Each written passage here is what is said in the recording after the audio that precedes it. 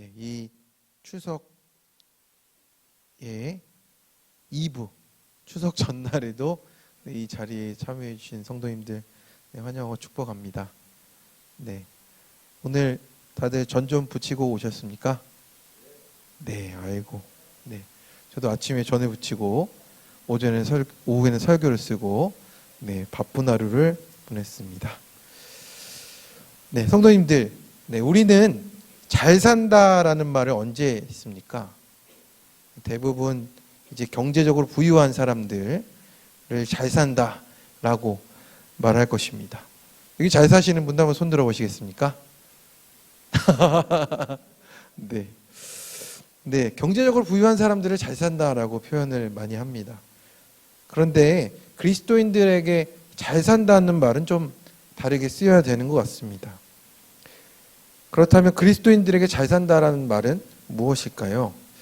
우리 마태복음 7장 21절의 말씀을 같이 한번 보겠습니다. 나더러 주여 주여 하는 자마다 다 천국에 들어갈 것이 아니요 다만 하늘에 계신 내 아버지의 뜻대로 행하는 자라야 들어가리라. 네, 아버지의 뜻대로, 하나님의 뜻대로 사는 자가 잘 사는 자가 아니겠습니까? 그렇기에 오늘도 하나님의 뜻대로 사느냐가 매우 중요합니다. 그러면 우리는 왜 하나님 뜻대로 살아야 하는 건지 생각을 해봐야 됩니다. 오늘 본문 11절에서 13절을 같이 한번 읽어보겠습니다. 시작. 또 증거는 이것이니 하나님이 우리에게 영생을 주신 것과 이 생명이 그의 아들 안에 있는 그것이니라. 아들이 있는 자에게는 생명이 있고 하나님의 아들이 없는 자에게는 생명이 없느니라. 내가 하나님의 아들의 이름을 믿는 너희에게 이것을 쓰는 것은 너희로 하여금 너희에게 영생이 있음을 알게 하려 함이라. 우리가 하나님의 뜻대로 살아야 되는 이유는 그의 아들을 통해서 우리가 영생을 얻었기 때문입니다. 또한 이 생명이 그 아들 예수 그리스도에게 있다라는 겁니다. 이렇게 우리가 요한복음이나 요한서신에서 영생이라고 말하는 것은 하나님의 생명이라고 말해도 무방합니다. 영생이라고 하면 저희는 주로 영원히 산다, 이것을 좀 시간적 개념으로 생각을 하잖아요. 사실은 그런데 이것은 하나님의 생명, 또 하나님 나라의 통치라고 생각하시는 게 더 좋습니다. 그러니 예수 그리스도를 주와 구주로 영접한 사람에게는 위로부터 거듭난 하나님의 생명이 있다라는 겁니다. 이 말씀을 다 믿으십니까? 그것이 나에게 있다고 믿으십니까? 네, 약간 약합니다. 있다고 믿으십니까? 아멘. 그 영생이 하나님 나라의 하나님의 생명이 지금 나에게 있다라는 겁니다. 그래서 요한 사도는 우리에게 그 생명이 우리 각자에게 다 있다라는 것을 믿게 하려고, 알게 하려고 이 글을 쓰고 있다라는 것을 밝힙니다. 왜 그렇습니까? 우리가 누구인지 알아야 우리가 그 정체성을 통해서 어떻게 살아야 될지, 그리고 그 정체성을 통해서 우리가 어떻게 기도해야 될지가 나오기 때문에 그렇다라는 겁니다. 그렇다면 요한일서 5장 14절을 같이 읽어보겠습니다. 시작. 그를 향하여 우리가 가진 바 담대함이 이것이니 그의 뜻대로 무엇을 구하면 들으심이라. 우리가 하나님의 뜻대로 구하지 않으면 모든 것이 허사입니다. 그리고 더 안 좋은 결과가 나타난다라는 겁니다. 기도도 마찬가지입니다. 하나님의 뜻대로 해야 한다라는 겁니다. 그러면 하나님의 뜻대로 기도한다라는 것이 무엇일지 우리가 생각을 해봐야 됩니다. 성도님들이 가끔 이렇게 기도에 대한 고민을 얘기할 때 이런 질문을 많이 합니다. 목사님, 저는 요즘 기도가 안 나와요. 속에서는 기도해야지 하는데 기도 자리에 앉으면 기도가 안 나옵니다. 어떻게 해야 좋을까요? 우리 성도님들 뭐라고 말씀하시겠습니까? 더 열심히 해라. 뭐 이렇게 하면 될까요? 네, 힘든 분인데 더 열심히 해라 이렇게 말하기도 그렇고, 저는 좀 이렇게 생각을 해봤습니다. 기도의 변화가 필요한 때 같다. 기도의 변화가 필요한 때다라는 겁니다. 전에는 내가 원하는 것을 받는 것이 기도였다면 한마디로 내 뜻대로 되게 해달라는 게 기도였다면 이제는 하나님 뜻대로 되게 해달라는 기도로 바뀐다라는 겁니다. 주님이 이제 하시려는 일을 나의 기도를 통해서 역사하신다라는 겁니다. 그래서 우리의 기도가 변화될 때가 되었을 때, 내 기도가 나오지 않고 막히는 것 같고 앉아도 기도가 되지 않는 그 상황 속에서 우리는 주님의 음성을 듣고 주님의 뜻을 구해야 될 때가 되었다라고 하는 겁니다. 자기 마음대로 기도하면 처음에는 쉽습니다. 생각나는 대로 필요한 대로 기도하면 되니까. 그렇지만 점점 기도에 힘이 빠지는 거죠. 왜 그렇습니까? 하나님의 뜻이 아니기 때문에 응답이 되지 않는다라는 겁니다. 우리의 믿음이 어릴 때는 그래도 응답이 있는데 우리의 믿음이 점점 성장하고 나서는 하나님의 뜻대로 구하기를 하나님이 원하고 계신다라는 겁니다. 그러면 주님 뜻대로 기도하려면 어떻게 해야 되겠습니까? 처음에는 힘듭니다. 왜냐하면 예전에 기도하는 방법과는 또 다르기 때문에 그렇습니다. 하지만 더 좋아지는 겁니다. 우리의 마음이 그 우리의 기도의 굴레에서 벗어나서 하나님의 것으로 채워지기 때문에 우리의 기도가 더 자유로워진다라는 겁니다.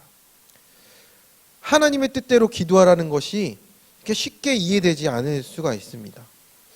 하나님의 뜻이면 우리가 기도할 필요가 있는가? 아니면 기도하지 않아도 이루어질 건데, 그렇다면 하나님의 뜻대로 왜 기도하라고 하는 것입니까? 그 이유는 영적 싸움이 있다라는 겁니다.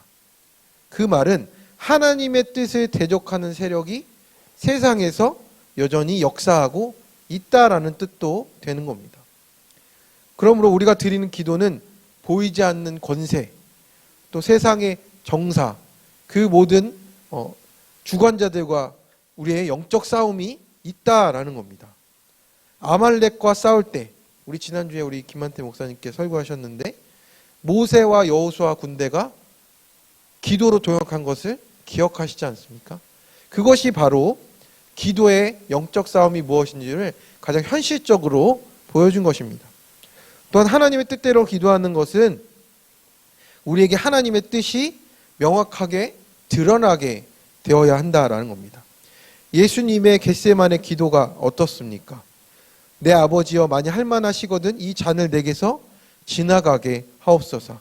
그러나 나의 원대로 마시옵고 아버지의 원대로 하옵소서. 그래서 예수님은 이 기도를 통해서 언제나 하나님의 뜻을 명확히 구하셨습니다. 우리도 그렇습니다. 우리가 기도할 때 우리의 뜻대로 되게 해달라고 밀어붙이는 게 그게 기도고 야곱의 씨름이다 이렇게 하는 분들도 많습니다. 그런데 우리의 믿음이 점점 더 성숙해지면 성숙해 갈수록 어떤 것이 우리의 먼저가 되어야 되겠습니까? 하나님의 뜻이 무엇인가에 우리의 초점이 맞춰져 가야 한다라는 겁니다. 그렇게 명확히 하나님의 뜻을 구함으로써 그렇게 정확하게 깨닫고 하나님의 뜻을 구하면서 우리가 하나님과 더욱더 가까이 가게 되는 하나님 그 교제 속으로 들어가게 된다라는 겁니다.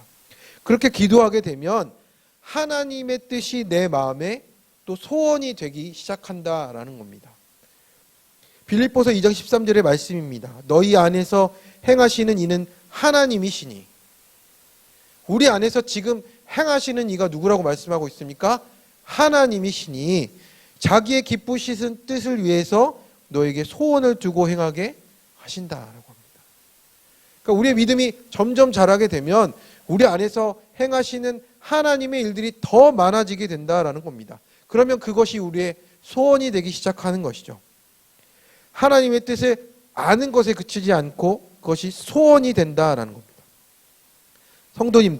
성도님들의 우리의 기도 제목은 지금의 기도 제목은 무엇입니까?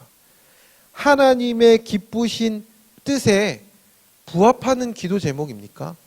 아니면 나의 영역에 구속되어 있는 그 안에만 갇혀 있습니까? 하나님의 기뻐하시는 뜻에 우리의 기도가 나아가야 할 줄로 믿습니다.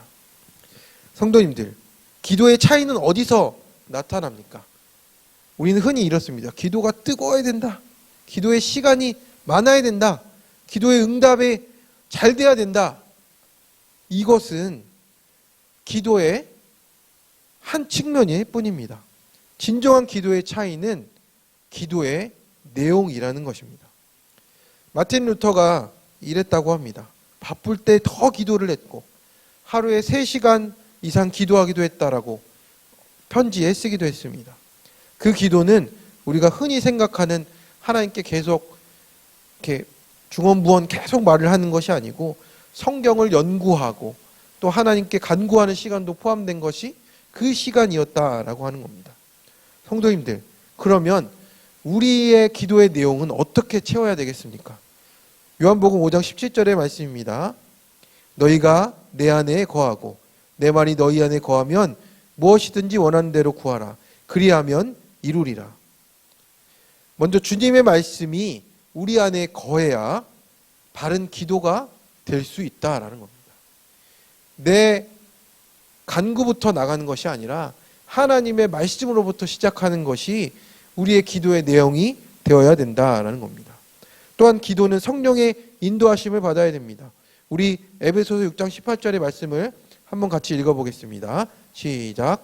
모든 기도와 간구를 하되 항상 성령 안에서 기도하고 이를 위하여 깨어 구하기를 항상 힘쓰며 여러 성도를 위하여 구하라. 성령 안에서 기도하라라는 것은 자기 생각을 가지고 기도하라는 게 아닙니다. 여기서 말하는 것처럼 성령 안에서 기도한다는 것은 깨어 구하고 여러 성도를 위해서 구하는 데까지 나가는 것입니다. 우리의 기도도 내 안에 계신 예수님이 하셨습니다 라고 할 수 있어야 된다는 겁니다. 기도의 인도하심을 우리 하나님으로부터, 우리 성령으로부터 받아야 한다라는 것입니다. 하나님이 계획하시고 하나님이 나에게 계획하신 그 뜻을 알게 하시고 나는 그것을 붙잡고 기도한다라는 겁니다. 성도님들, 기도의 목표를 어디에 두고 계십니까? 내 마음에 꼭 드는 응답이 와야만 기도의 응답이라고 생각하십니까? 기도의 목표는 그것이 아니라 하나님과의 교제에 있다라는 겁니다. 잠잠히 주님만 바라보는 것도 기도고 말씀을 읽는 것도 기도입니다. 그 교제 가운데 들려오는 주님의 뜻을 분별하고 순종하는 과정이 기도다라고 말하는 것입니다. 우리가 사도 바울의 삶을 살펴보면 이렇습니다. 에베소 교인들에게 자신을 위해서 기도해달라고 부탁을 했습니다. 하나님, 그런데 에베소 교인들에게 사도 바울이 빨리 감옥에서 풀려나게 해주세요. 이런 기도를 부탁하지를 않았습니다. 사도 바울이 기도했던 것은 내게 말씀을 주사 나로 입을 열어 복음의 비밀을 담대히 알리게 하옵소서. 이 일을 위해서 내가 쇠사슬에 매인 것은 당연히 할 말을 담대히 하게 하려 하심이라. 나를 꺼내주세요. 이런 기도 제목을 할 법도 한데 그것이 아니고 내가 여기 있는 하나님의 뜻은 내 입술을 통해서 담대히 복음을 전하는 것이다 라고 말했던 것입니다. 그런데 교인들이 사도 바울이 불쌍하다면서 감옥에서 풀려나게 해달라고 기도하면 어떻게 되겠습니까? 하나님의 뜻이 무엇인지를 구한다는 것이 이만큼 중요하다라는 겁니다. 예수님의 제자들이 이제 예수님의 부활을 전한다고 매를 맞고 감옥에 갇혔습니다. 다시는 예수님 이름으로 전하지 말라라는 경고를 받았는데 제자들은 그때 어떻게 기도하였습니까? 사도행전 4장 29절 30절의 말씀을 보면 그들의 위협함을 굽어보시고 담대히 하나님의 말씀을 전하게 하옵소서. 손을 내밀어 병을 낫게 하옵시고 표적과 기사가 거룩한 종 예수님의 이름으로 이루어지게 하옵소서. 나를 풀려나게 해달라가 아니었고 그냥 담대히 하나님의 말씀을 전하게 해달라고 그렇게 기도하니 31절에 모인 곳이 진동하더니 무리가 다 성령이 충만해서 담대히 하나님 말씀을 전했다라고 했습니다. 오히려 큰 힘을 얻고 기뻐했습니다. 오히려 그렇게 기도하니 하나님의 역사가 나타난 겁니다. 성도님들, 오늘 기도만 우리가 제대로 해도 이런 하나님의 역사가 일어날 줄로 믿습니다. 우리 힘으로 아무것도 할 수 없는데 기도를 통해서 하나님의 뜻대로 하는 기도를 통해서 하나님의 역사는 오늘 밤에도 우리를 통해 이루어질 줄로 믿습니다. 우린 이렇게 기도 가운데 나가야 됩니다. 하나님, 오늘 우리를 통해서 무엇을 이루게 하시려고 기도를 하게 하십니까? 오늘 이 기도를 통해 무엇을 이루실 것입니까? 그것이 우리의 먼저 구하는 간구의 제목이 되어야 됩니다. 오늘 본문 14절 15절을 함께 읽어보겠습니다. 시작. 그를 향하여 우리가 가진 바 담대함이 이것이니 그의 뜻대로 무엇을 구하면 들으심이라. 우리가 무엇이든지 구하는 바를 들으시는 줄을 안즉 우리가 그에게 구한 그것을 얻은 줄을 또한 아시느니라. 아멘. 오늘 말씀처럼 그의 뜻대로 구하는 자는 그 믿음대로 얻을 것을 확신하십니까? 아멘. 그런데 그 믿음이 무엇입니까? 그의 뜻대로 구하는 믿음. 내가 주체가 된 믿음이 아니고 예수님의 믿음으로 우리가 구하게 된다라는 겁니다. 그러니 어떻게 되겠습니까?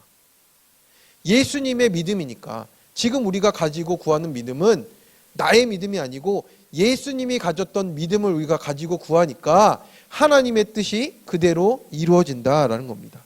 나의 만족과 유익에 머무는 기도가 아니라 주님의 뜻 가운데 구하는 기도로 변하게 된다라는 겁니다.